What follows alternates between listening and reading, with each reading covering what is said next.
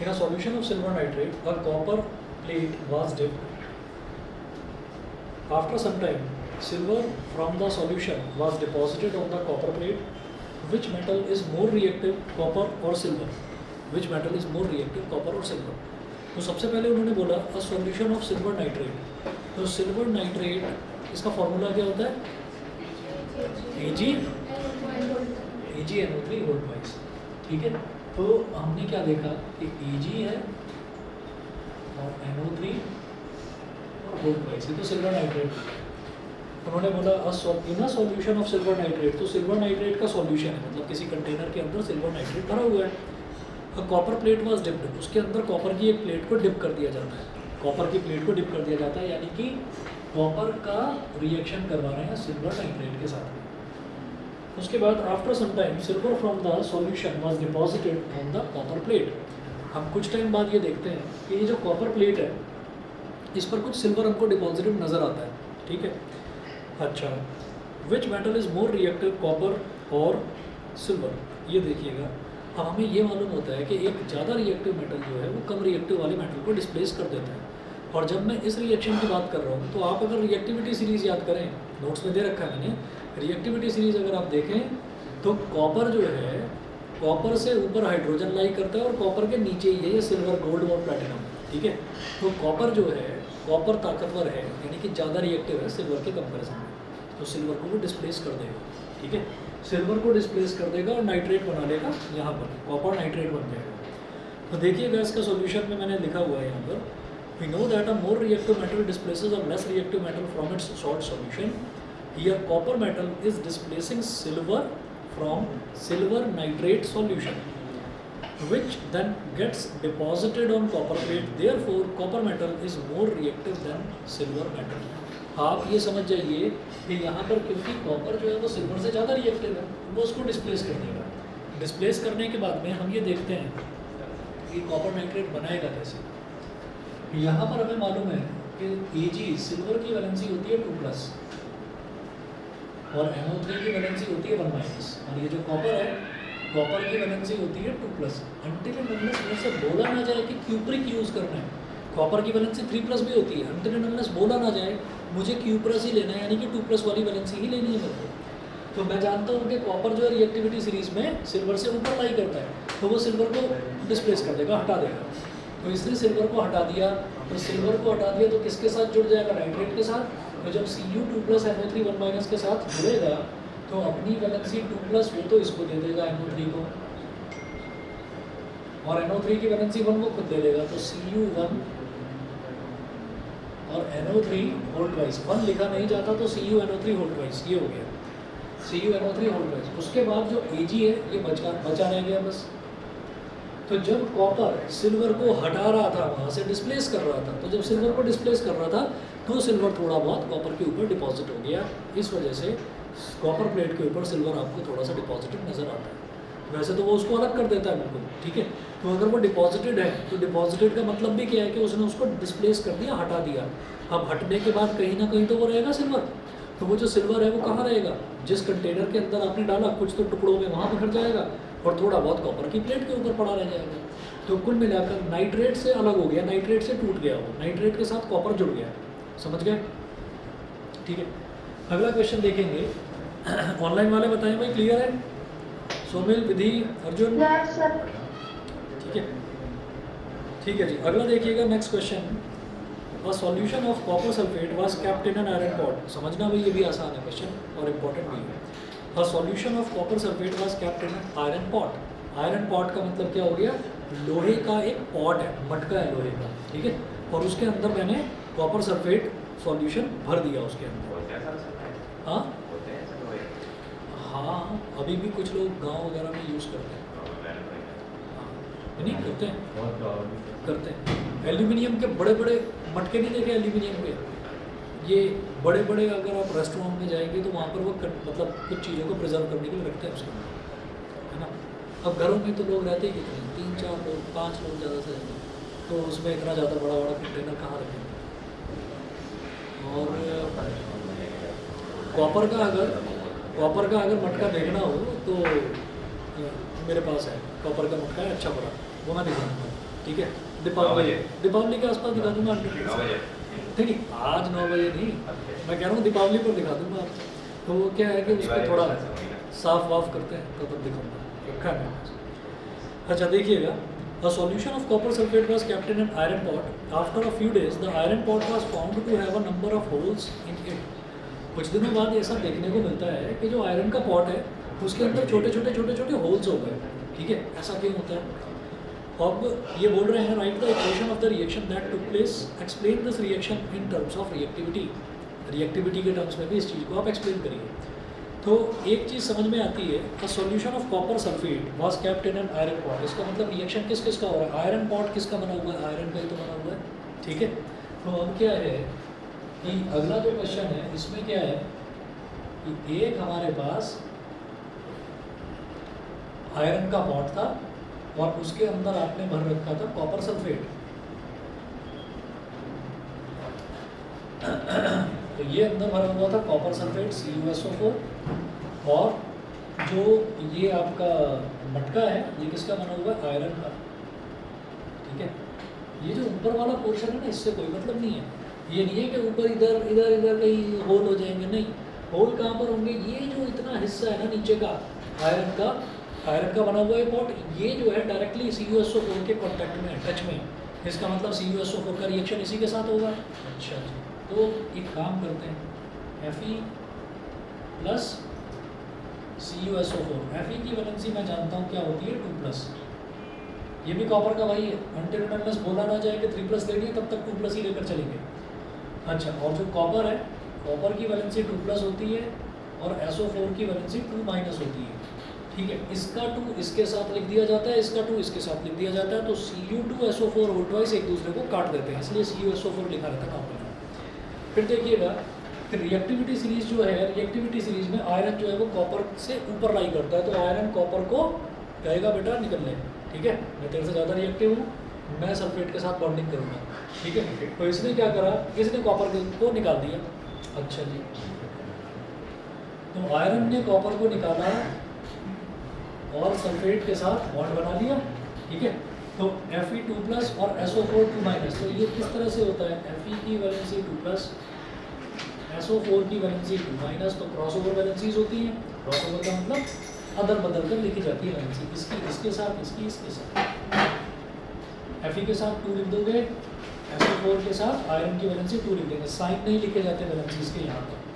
तो 2 1 2, 2 1 2, और 1 लिखा नहीं जाता, तो Fe1SO4 1 ना लिखकर सीधा FeSO4 लिख देता हूँ। इसने किसको डिस्प्लेस करा? कॉपर को।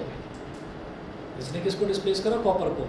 तो भाई आयरन जो है, आयरन रिएक्शन कैसे करेगा कॉपर सल्फेट के साथ में? आयरन तो पूरा का पूरा चिपका हुआ है मटके में, आयरन का तो मटका बना हुआ है ना, ठीक है। तो आयरन रिएक्शन कैसे करेगा? आयरन की रॉड होती तब तो बात समझ में आती, आयरन के छोटे छोटे टुकड़े पड़े हुए होते तब तो समझ में आता कि भाई कॉपर को डिस्प्लेस कर दिया, हटा दिया और सल्फेट के साथ बॉन्ड बना लिया। अब क्या है कि सल्फेट के साथ बॉन्ड कैसे बनाएगा कॉपर, वो आयरन कैसे बनाएगा? वो यहाँ से उखड़ेगा, वो यहाँ से उखड़ेगा, जो इसकी सरफेस है जो कॉन्टैक्ट में है वहाँ से उखड़ेगा और कॉपर सल्फेट के कॉपर को डिस्प्लेस करके सल्फेट के साथ बॉन्ड बना लेगा, ठीक है। आयरन सल्फेट बनाएगा तो जगह जगह छोटे छोटे होल्स हो जाएंगे इसके अंदर। क्यों?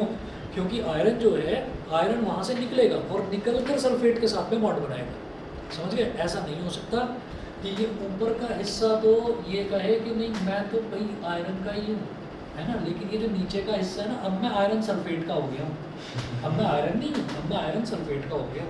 क्यों? क्योंकि मैंने सल्फेट को बुला दिया, बेटा आ जा, ठीक है। तो एनायन जो है वो कैटायन के पास नहीं जाता, एनायन कैटायन के पास नहीं जाता, कैटायन एनायन के पास जाता है हमेशा।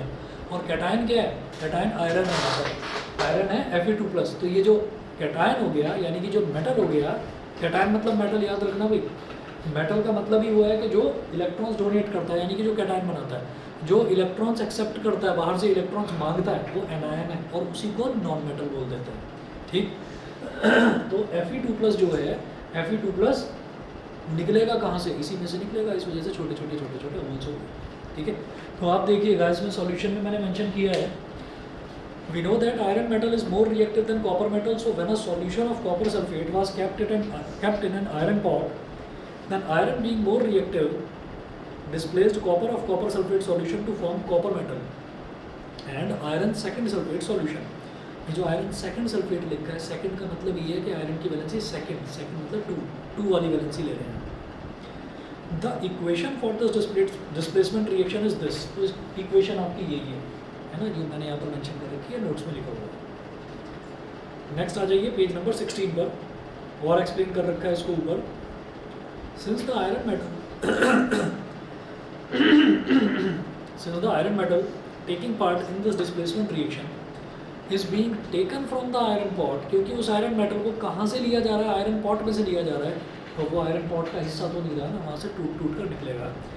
सो holes are formed at those places in the iron pot from where iron metal has dissolved to form iron second sulphate.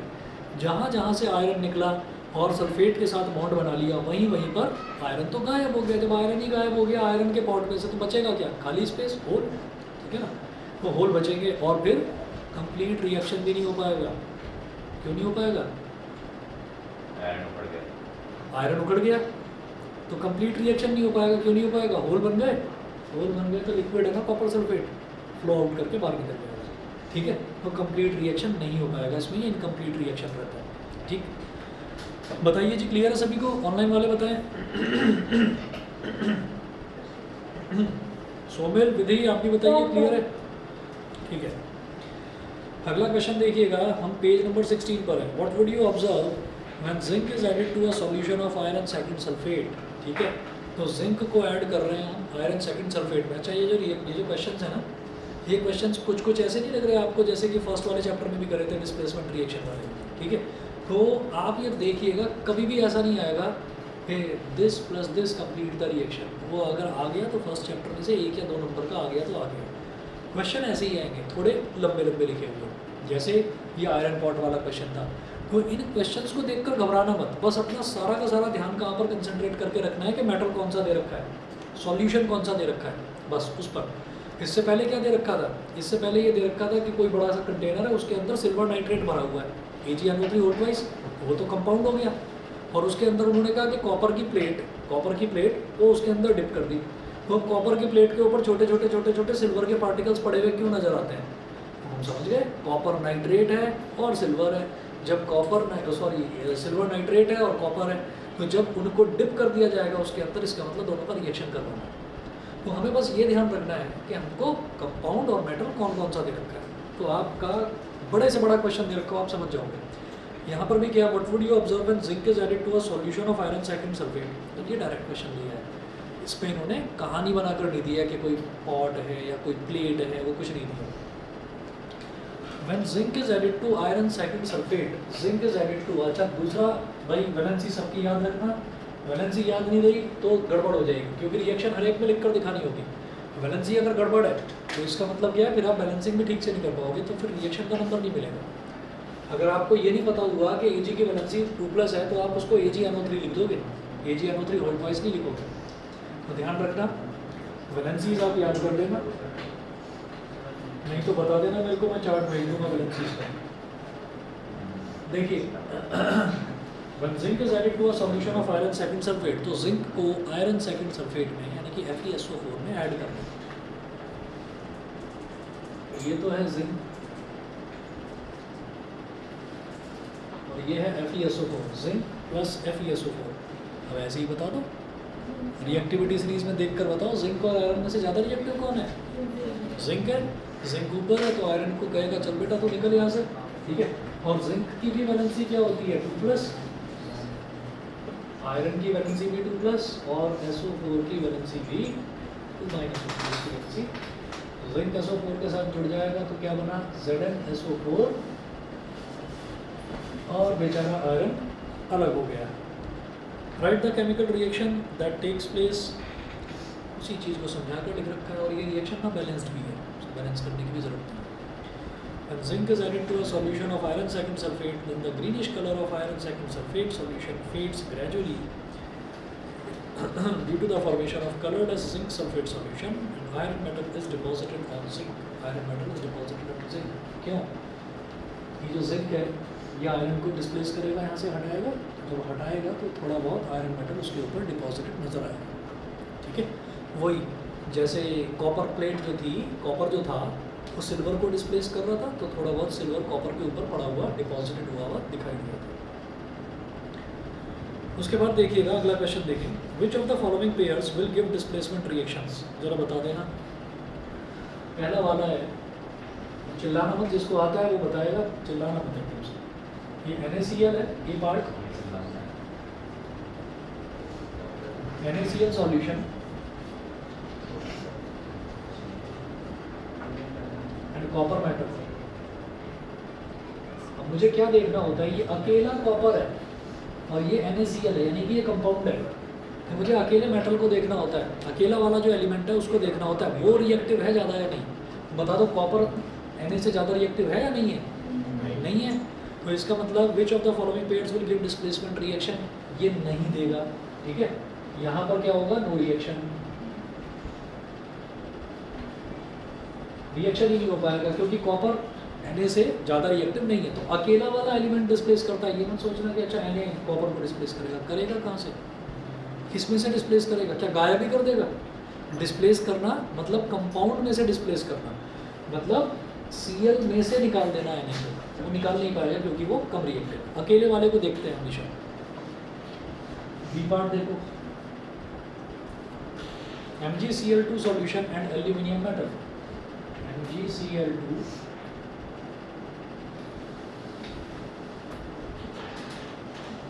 Solution and aluminium metal, बताओ भाई, बताओ ना, पता नहीं क्यों बोल रहे हो? नो रिएक्शन, क्यों? क्योंकि मैग्नीशियम जो है वो एल्यूमिनियम से ज़्यादा रिएक्टिव है, इसका इससे ज़्यादा रिएक्टिव होना ज़रूरी है तभी डिस्प्लेस कर पाएगा, तो नहीं है, no reaction. No reaction because aluminium is less reactive than magnesium. C part,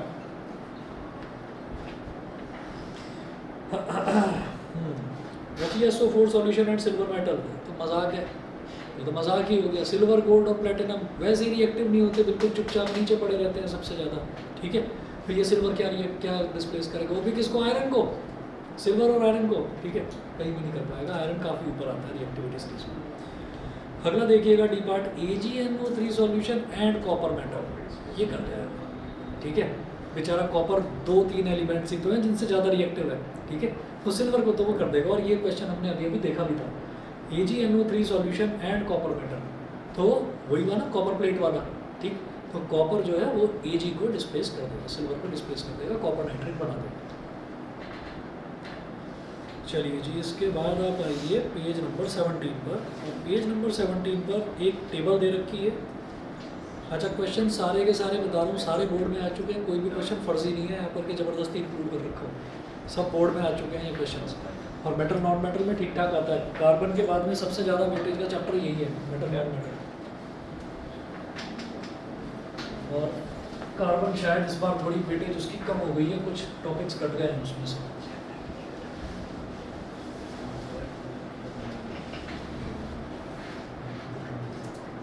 अच्छा, टॉपिक चाहे एक भी कटे, खुशी बड़ी होती है, चलो थोड़ी सी तो जान बची, थोड़ी तो सांस आई। चलिए, तो इसमें जो पेज नंबर 17 पर टीचर से फिर भी करवा देते हैं हमारे। हाँ, मैंने ये देखा है, ये मैं इस बार देख रहा हूँ। अब देख रहा हूँ 11th में भी और 12th में भी इस बार रायन में कुछ छोड़ ही नहीं रहे, सब कुछ करा हमारे यहाँ भी करा। हाँ, तो जान पहचान होगी ना आपस में टीचर्स की। ये अच्छा, तू टॉर्चर कर रहा है अपने आगे बच्चों को? मैं तो थोड़ा लिबर्टी दे रखी है, लिबर्टी दे रखी है, मुझसे सीख कुछ, है ना। तो क्या करवा रहा है, सारा सिलेबस करा रहा है। नहीं, हमारे में सर 11वीं वालों को टॉर्चर कर रखता है। हमारी मैडम ने क्या करता है, 11वीं वालों की इंस्टीट्यूट हमें दे दिया था पढ़ाने के चक्कर में नेक्स्ट। अच्छा अच्छा अच्छा अच्छा, वो टीचर ने बोला, इनके टीचर ने तुम्हारे टीचर को बोला कान में, मेरे वाले बच्चों को देख खून के आंसू रोते हैं क्लास में। अच्छा, मेरे वालों ने तो मुझे रुला रखा है, मेरे वालों ने तो मुझे तेरे को रुला रखा है। भाई करा दे सारा सिलेबस करा देते। अभी बच्चा बेचारा घर पहुंचा, मम्मी दिखाई नहीं, पापा दिखाई दिए, देखा, देख के नज़र हटा ली, कुछ बोला नहीं। मम्मी पापा ने पूछा ये बात क्या है? बात कुछ नहीं। क्या हो गया? बात मत करो, ज़िंदगी पर से विश्वास उठ चुका है मेरा, बात करने का मन नहीं कर रहा है।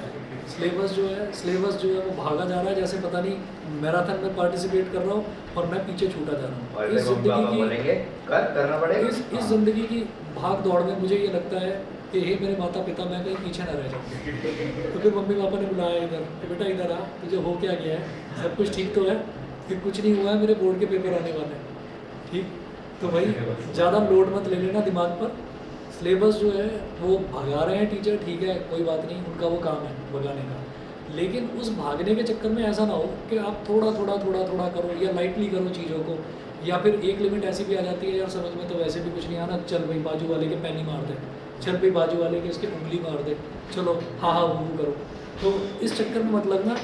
आप ये समझ लेना कि अगर 10 टॉपिक करा रहे हैं, आपको 2 भी आ रहे हैं ना समझ में, तो उन 2 को ढंग से कर लो। मतलब इतना होना चाहिए कॉन्फिडेंस कि अगर पेपर मेरा पूरा 100 नंबर का है, ये मैं आज की कहानी बता रहा हूँ, बोर्ड के लिए नहीं सजेस्ट कर रहा हूँ, कि अगर मेरा पेपर पूरा 100 नंबर का है और अगर मैं उसमें से 60 नंबर का अटैम्प्ट करके आया हूँ, तो फिर 60 नहीं छीन पाए मेरे से कोई। बस इस चीज़ का थोड़ा सा ध्यान रखना। ये नहीं होना चाहिए कि मतलब we are becoming jack of all and master of none. समझते हैं जॉमन क्या होता है? Jack of all and master of none का मतलब ये है थोड़ा सब कुछ कर लिया, मास्टरी किसी पर भी नहीं है। तो पूरा पेपर करके आ दिया, पापा पेपर तो अच्छा हुआ है ना, बाकी टीचर के मूड पर डिपेंड करता है नंबर मेरे कैसे आएंगे। क्यों? क्योंकि थोड़ा लिख कर आ गए सब में। तो मास्टरी करनी है सब पर, ये नहीं कि सबके जैक बन गए। जैक का मतलब ये है कि आता मुझे सब कुछ है, ये एसी करंट फ्लो कर रहा है इसके अंदर, अच्छा इसके अंदर एक कॉइल लगी रहती है, पता है कॉपर की बनती है वो कॉइल, ठीक है। हाँ वो कॉइल ही तो ख़राब हुई होगी, फिर किसी ने कहा प्लास और पेचकस देके करे से ठीक है ना।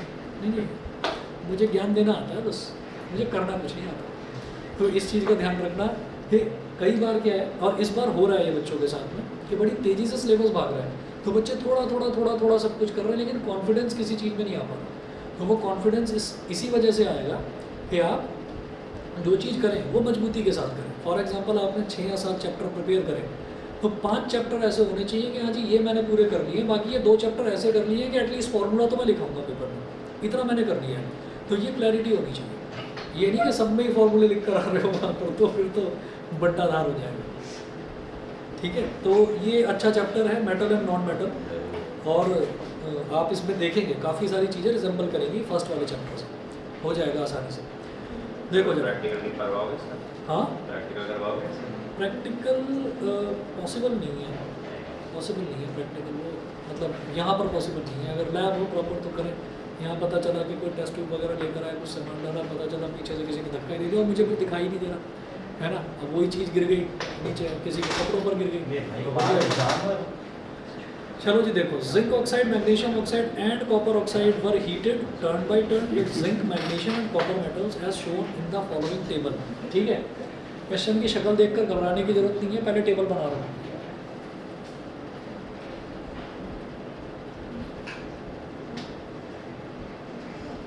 यहाँ पर क्या दिया, मेटल ऑक्साइड,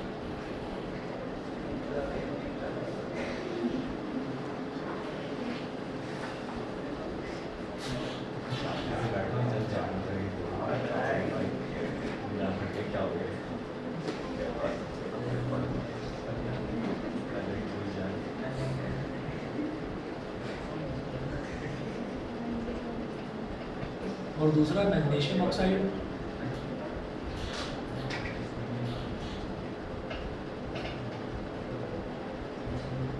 और तीसरा है कॉपर ऑक्साइड।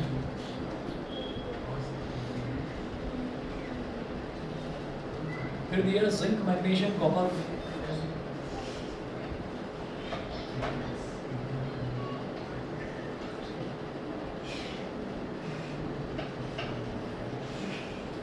ज़्यादा ही हंसी आ रही है, जरा ध्यान इधर देखो।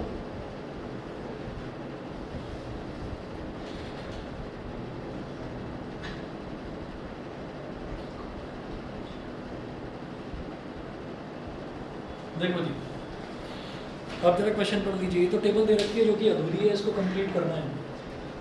इन which cases will you find displacement reactions taking place. तो इसका मतलब क्या है, हमें कंसंट्रेट किस पर करना है, इस चीज़ पर कंसंट्रेट करना है कि सिंगल मेटल कौन सा दे रखा है, सिंगल एलिमेंट। ठीक है, तो ये तो सारे कंपाउंड हैं, zinc oxide, magnesium oxide, copper oxide, लेकिन अकेला अकेला एलिमेंट कौन सा, जिंक। तो जरा देखो, जिंक जिंक को डिस्प्लेस करेगा, ये तो भाई भाई है, तो ये कैसे डिस्प्लेस करेगा, करेगा ही नहीं। तो यहाँ पर आ गया डैश, डैश मतलब कोई डिस्प्लेसमेंट रिएक्शन नहीं होता। ये मैग्नीशियम है और ये जिंक है, जरा देखना रिएक्टिविटी सीरीज में देखो कि मैग्नीशियम जिंक से ज़्यादा ऊपर ऊपर लाई कर रहा है क्या रिएक्टिविटी सीरीज में। अच्छा देख लीजिए, ऑनलाइन वाले बच्चों को बता देता हूँ, ये आपका जो रिएक्टिविटी सीरीज है ये बेटा पेज नंबर 13 पर है, पेज नंबर 13 पर है। और पेज नंबर 13 पर आप देखेंगे सबसे ऊपर है पोटेशियम, फिर सोडियम, फिर कैल्शियम, फिर मैग्नीशियम, मैग्नीशियम के नीचे एल्यूमिनियम और फिर जिंक। तो मैग्नीशियम ऊपर है, जिंक नीचे है, तो मैग्नीशियम जिंक को डिस्प्लेस कर देगा, तो यहाँ आएगा डिस्प्लेसमेंट। ये कॉपर तो मजाक चल रहा है, कॉपर तो वैसे ही नीचे पड़ा रहता है, कॉपर डिस्प्लेस करेगा जिंक को, तो यहाँ कुछ नहीं होगा। ठीक है, अब अगला देखते हैं जिंक और मैग्नीशियम। अभी अभी तो देखा कि मैग्नीशियम जिंक के ऊपर लाई करता है, तो जिंक तो उसके नीचे लाई करेगा ना, तो डिस्प्लेस नहीं कर पाएगा। जिंक नीचे लाई कर रहा है, अगर ऊपर लाई करेगा तो डिस्प्लेस कर पाएगा, तो इसका मतलब ये नहीं कर पाएगा। मैग्नीशियम मैग्नीशियम को क्यों करेगा, बिल्कुल नहीं करेगा। कॉपर जिंक को तो कर नहीं पाया, मैग्नीशियम को करेगा, छोड़ो, ये भी मजा आता है। चलो जी, ये भी नहीं हो पाया। अब इसके बाद आप देखिएगा अगला जो है, ये बेचारा कॉपर ऑक्साइड, गरीब आदमी ये बेचारा नीचे पड़ा रहता है, सबसे ज़्यादा कम रिएक्टिव।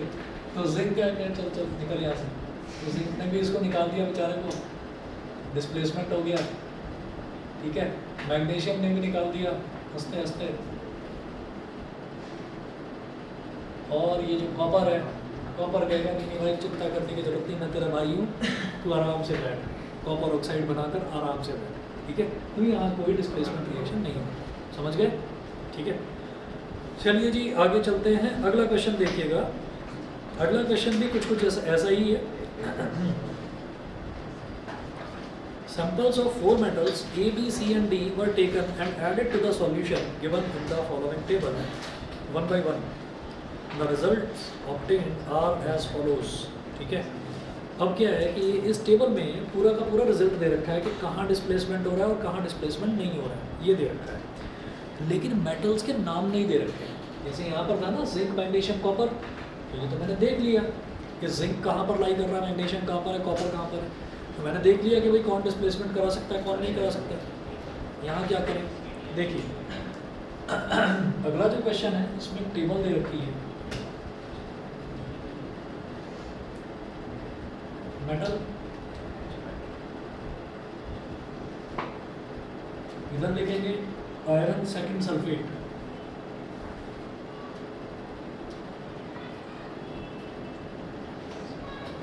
अच्छा ये टेबल में लिखा हुआ है, आप लोग देख रहे हैं आयरन सेकंड सल्फेट, मैं उसको FeSO4 लिख दूँ सीधा। ऐसी टेबल में दूसरे कॉलम में लिखा हुआ है कॉपर सेकंड सल्फेट, में उसको CuSO4 लिख रहा हूँ। थर्ड कॉलम में आप देखेंगे जिंक सल्फेट लिखा हुआ है, मैं सीधा क्या लिख रहा हूँ ZnSO4।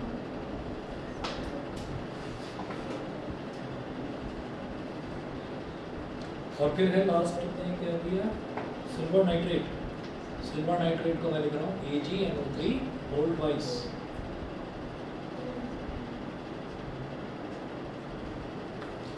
अब जो मेटल्स दे रखे हैं वो देखते हैं क्या क्या है, ABCD, ABCD।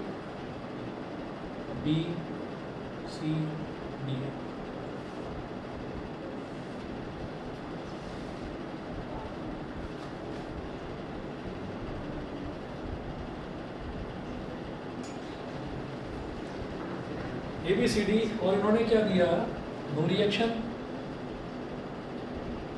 ये रिएक्शन को मैं शॉर्ट में लिख रहा हूँ ReA की पावर n, फिर डिस्प्लेसमेंट को मैं शॉर्ट में DISP लिख रहा हूँ, नो रिएक्शन, नीचे भी नो रिएक्शन,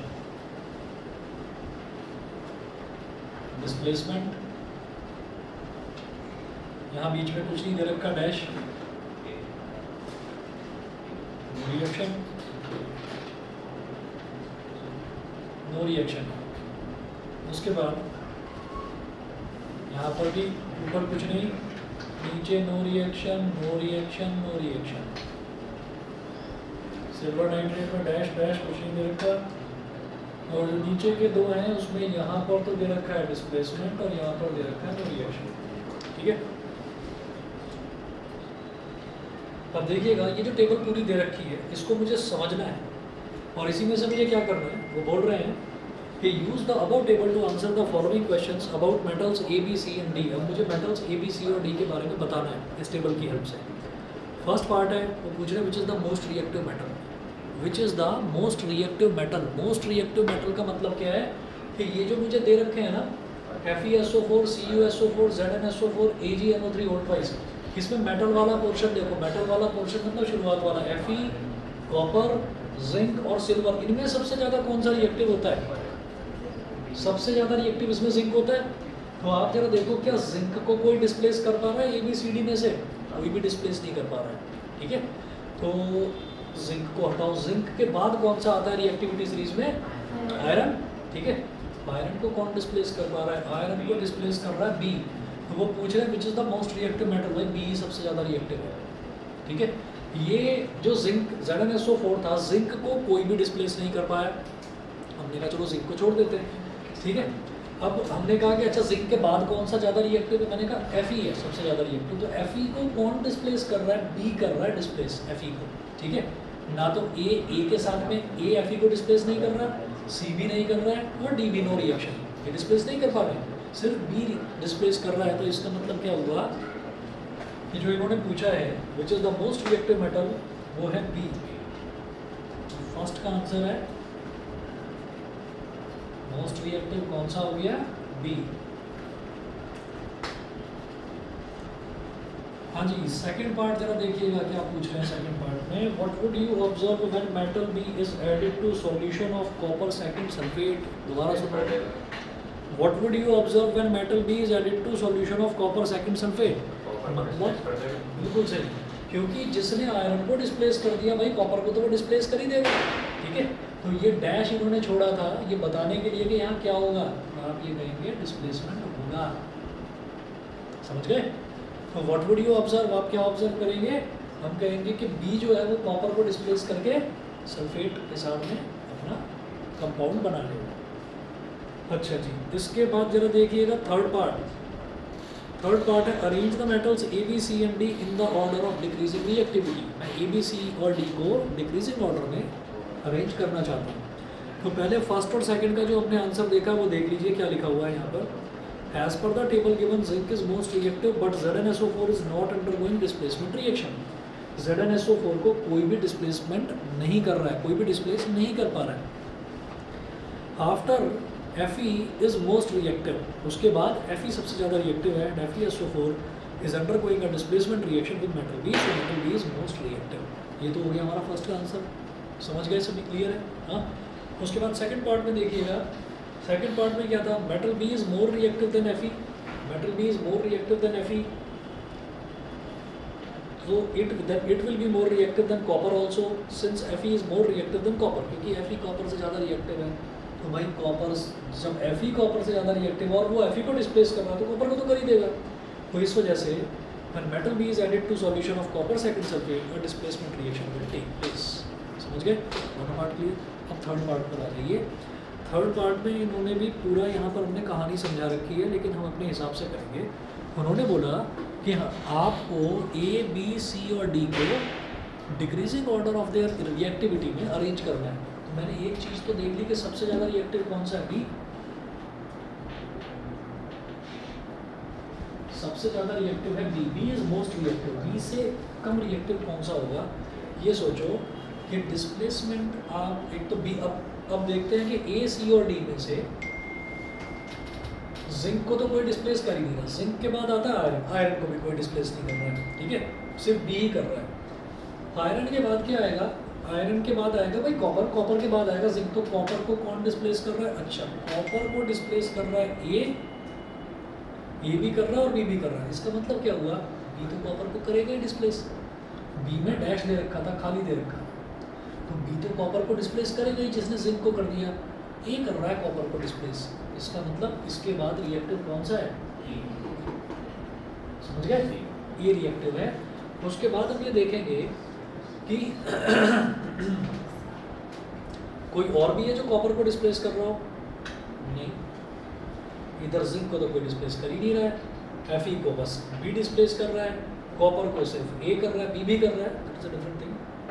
उसके बाद हम कहते हैं भाई सिल्वर बचा आखिरी वाला, और सिल्वर को कौन डिस्प्लेस कर रहा है? C, तो C आ गया।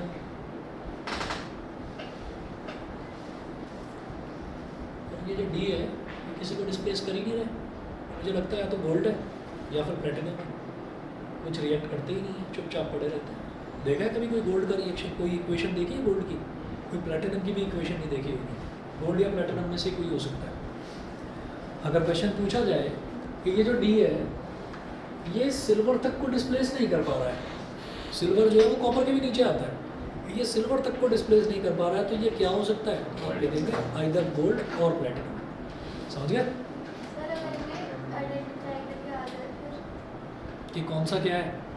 इसमें थोड़ी कर पाएंगे। बी तो जिंक होगा। नहीं, मतलब हम ये कहेंगे कि बी जो है वो आयरन को डिस्प्लेस कर रहा है, तो आयरन से ऊपर वाले कोई भी एलिमेंट हो सकता है, तो ऐसा इसमें नहीं पूछा जाएगा। हाँ, ये पूछना जिंक को डिस्प्लेस नहीं कर पा रहा, तो जिंक हो सकता है गैस मोडिंग वाला। ये बात भी सही कही तुमने, क्योंकि वो जिंक को भी डिस्प्लेस नहीं कर पा रहा, तो हो सकता है ये जिंक हो सकता है, ये जिंक हो, या तो जिंक होगा या फिर जिंक से ऊपर वाले एलिमेंट्स। ठीक है, हाँ जिंक से ऊपर वाले गैस होगा। हाँ, जिंक के ऊपर वाले नहीं है, जिंक के ऊपर वाले नहीं, सही बात है। जिंक को डिस्प्लेस नहीं कर पा रहा, तो जिंक के नीचे वाला ही होगा कोई ना कोई एलिमेंट, क्योंकि जब जिंक को नहीं कर पा रहा भाई बी जो है वो जिंक को डिस्प्लेस नहीं कर पा रहा, जिंक को डिस्प्लेस नहीं कर पा रहा, तो आइदर ये तो जिंक है और या फिर जिंक के नीचे वाला है कोई एलिमेंट। जिंक के नीचे क्या एलिमेंट बताओ? आयरन है ना, तो आयरन कैसे करेगा जिंक को डिस्प्लेस? आयरन को तो कर पा रहा है, आयरन सल्फेट करेगा। ये बात सही, तो सर जिंक ही है। इसका मतलब जिंक ही है, सही बोला, सही बोला। इसका मतलब लगा लेते हो कभी कभी दिमाग, नहीं तो दिमाग सारा बातचीत में रहता है। एनॉन तो पास है, ऊपर क्या होता है? क्या दबा के रखते हैं बस इसे। भाई, इसको दबा कर तो रखते हो, लेकिन इसको जो है बोर्ड में इसका इस्तेमाल कर लेना जरा ढंग से। सर ऊपर क्या आएगा? चलिए जी, अगला देखिएगा, जो फिफ्थ वाला है दैट वो है reaction of metals with chlorine. तो मेटल्स का रिएक्शन क्लोरीन के साथ में कैसे होगा देखिए। हम अलग अलग मेटल्स का रिएक्शन देख रहे हैं क्लोरीन के साथ में। आप पेज नंबर 19 पर आ जाइए। सोडियम क्लोरीन के साथ सीधा कंबाइन करेगा, NaCl बना देगा, ठीक है। ऐसे ही कैल्शियम है, क्लोरीन के साथ सीधा रिएक्ट करेगा, CaCl2 बना देगा। तो इनका जो रिएक्शन हो रहा है वो सीधा सीधा कॉम्बिनेशन रिएक्शन हो रहा है।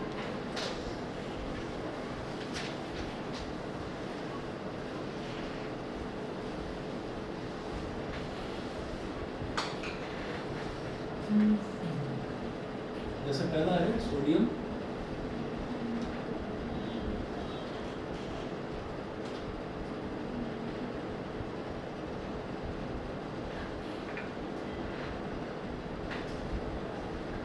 NaCl बन गया, बैलेंसिंग कर लीजिए, इधर सोडियम का एक है, इधर भी सोडियम का एक है, इधर क्लोरीन के दो है, लेकिन इधर क्लोरीन का एक है। बैलेंस करने के लिए यहाँ पर 2 लगा देंगे, तो क्लोरीन का 2 हो गया, लेकिन सोडियम का बैलेंस बिगड़ गया, ये हो गया 1 2 2, लेकिन यहाँ पर सिर्फ एक ही है, तो इसको बैलेंस करने के लिए 2 लगा देंगे। ऐसे ही कैल्शियम है, जब वो क्लोरीन के साथ रिएक्ट करेगा, अच्छा क्लोरीन जो है ना कभी भी अकेला नहीं रहता, डाई एटॉमिक स्टेट में एग्जिस्ट करता है।